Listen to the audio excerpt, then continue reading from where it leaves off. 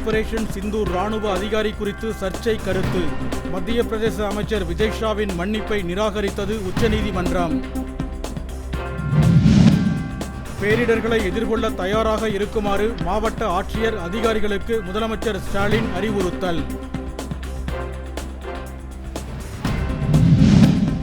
கோவை மற்றும் நீலகிரி மாவட்டங்களுக்கு இன்று மிக கனமழைக்கான ஆரஞ்சு எச்சரிக்கை விடுத்தது சென்னை வானிலை ஆய்வு நடுவம். விவசாயத்தை அழித்ததுதான் திராவிட மாடல் ஆட்சியின் சாதனையா? வேளாண் வளர்ச்சி வீழ்ச்சியை சுட்டிக்காட்டி அன்புமணி கேள்வி. விருத்தாசலம் அருகே கோடை மழை காரணமாக 2000 ஏக்கர் நெற்பயிர்கள் சேதமடைந்துள்ளதால் விவசாயிகள் கவலை. ராமநாதபுரம் மாவட்டம் பாரூர் இந்திரா நகரில் குடியிருப்பு பகுதியில் மழைநீர் தேங்கி நிற்பதால் பொதுமக்கள் கடும் அவதி.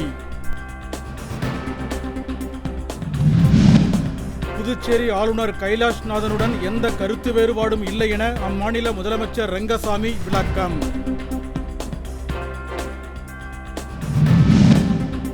திருவள்ளூர் அருகே உள்ள புதுப்பட்டு பாஞ்சாலியம்மன் கோவில் திருவிழாவில் ஏராளமானோர் பங்கேற்று தீக்குண்டத்தில் இறங்கி நேர்த்திக்கடன். திருப்பூரில் தனியார் வங்கியின் தானியங்கி பணமெடுக்கும் எந்திரத்தை உடைத்து திருட முயன்ற கண்ணன் என்பவர் கைது.